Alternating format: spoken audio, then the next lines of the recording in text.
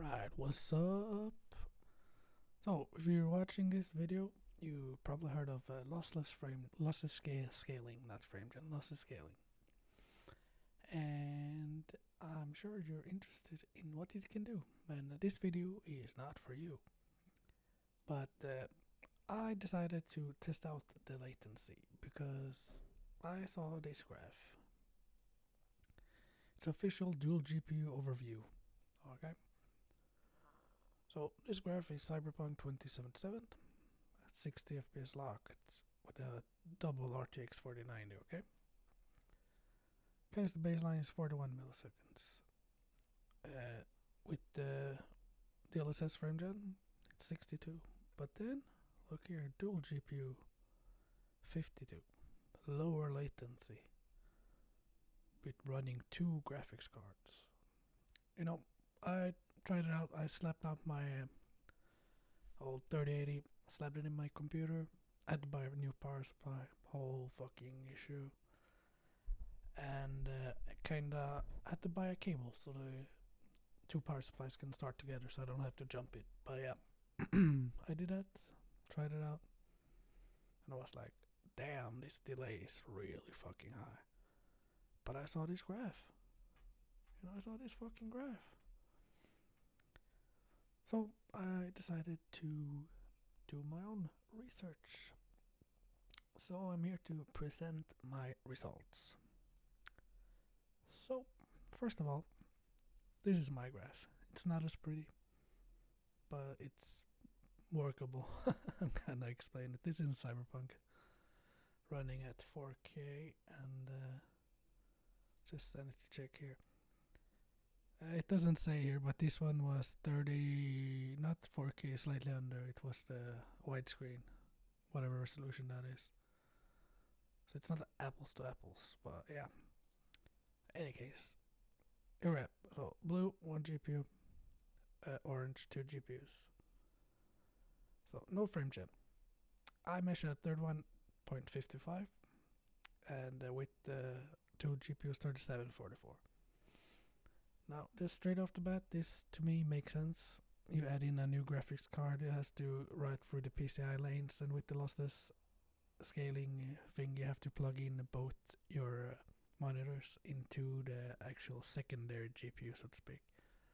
So there's a GPU pass-through happening, which adds latency, just inherently, right? So this is in line with what I would expect.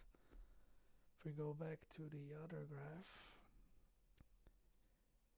it doesn't have a baseline for each, so yeah.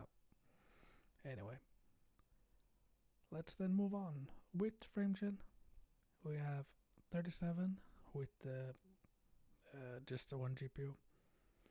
Again, it's a slight jump because FrameGen adds latency. That's just a known fact due to how it works. And then we have 4472. So yeah, compared to 3796. Now we're gonna go through my methodology. Whoa, I can't speak. After this, maybe I should have started with that, but let's just carry on with the graphs for now. So then we have lossless scaling FrameGen. This is supposed to be lower than native FrameGen, okay? This is supposed to be lower. So we have DLSS, you have NVIDIA FrameGen, as I call it in my graphs normally. NVIDIA FrameGen and lossless scaling FrameGen. In here it's lower. Not my results at all. And yeah, so we have 43 versus 49. Kind of hard to see. So again, this is what I would expect, because NVIDIA, it has access to deeper technology within the games and stuff, and reflex, and also does lossless scaling, but not on a native driver level, you know. So this is in line with what a reasonable person would expect from this. But you say lossless scaling is not for latency. No, it's for FPS. So let's look at that. 76, 78. And here I kind of think that this is my issue with the NVIDIA FrameGen having higher FPS than the 2 GPU one. Kind of think that's on me, but we'll see in the other graphs. And here we have it. 128, 1 GPU, 154. And this is where the dual GPU actually makes sense and works as intended. It kind of unloads your render GPU from having to process and create the fake frames, leading to higher FPS. Makes sense to me. Now, I actually was gonna just say fuck it right here, but I decided to try some other games. So, here we have Kingdom Come Deliverance 2 and Starfield. So this graph is less pretty, I think, but and it's harder to read. But yeah, thank DeepSeek for that. But anyway, 1 GPU, no frame gen, 71 milliseconds in latency versus 2 GPU, no frame gen at 84. Again, in line with what I expect. 1 GPU, lossless scaling frame gen, 87 versus 2 GPU, 82. Again, in line. You would think that it's harder for this to run with 1 GPU and easier and lower latency with the 2. And let's just do Starfield's latency as well. This is these numbers were different, but I think I was CPU bottlenecked, and that's why.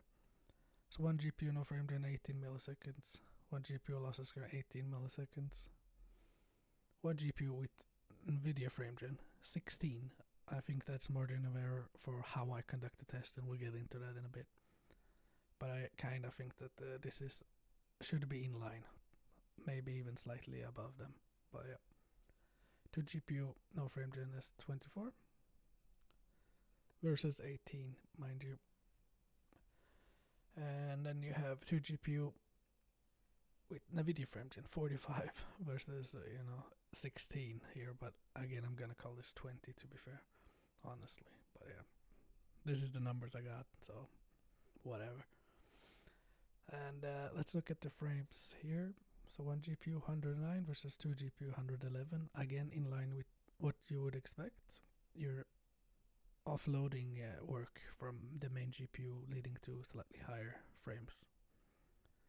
And it's very obvious in the 1 GPU lossless scaling frame gen, ending up at 214 instead of 165.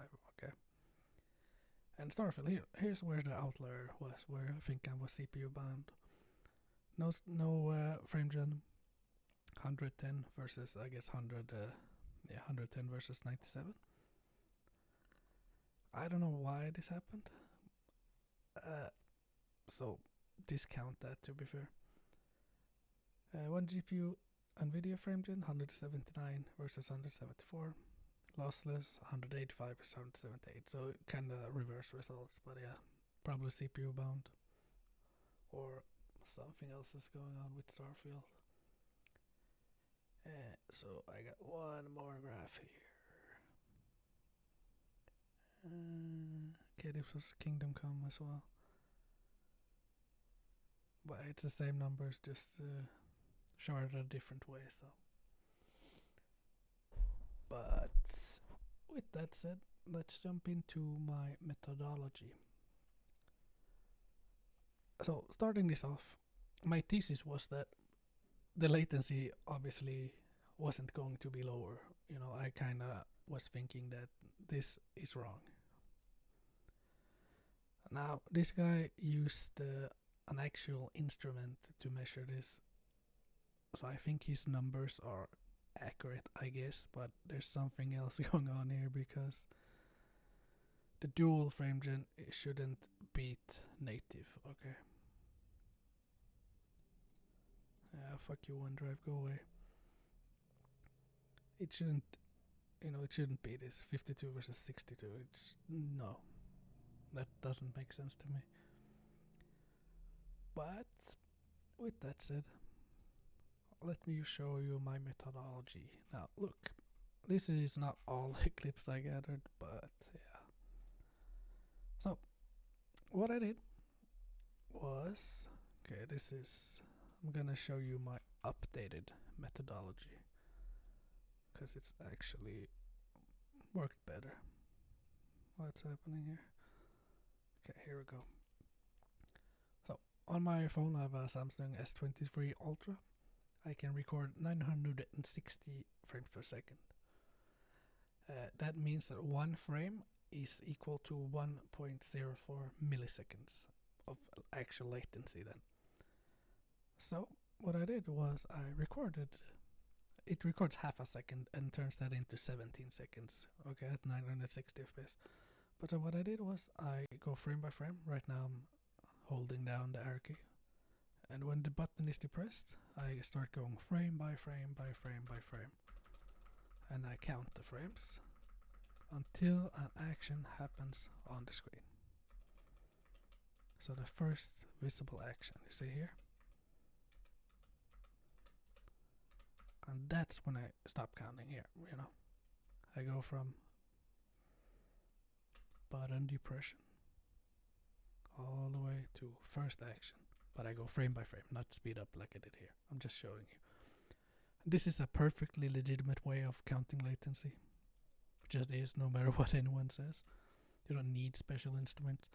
Now, obviously, this means that there is human error, and you know, because when do you count the button being depressed? Like, there's what, probably 6 frames? 1, 2, 3, 4, 5, 6. Probably 6 frames there where you can count it.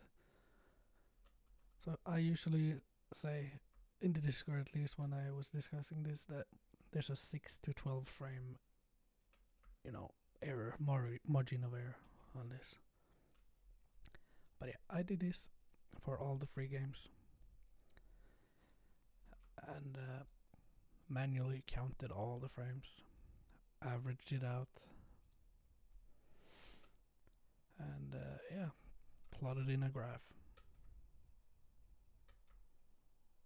But yeah, some footage which obviously harder to see, like here.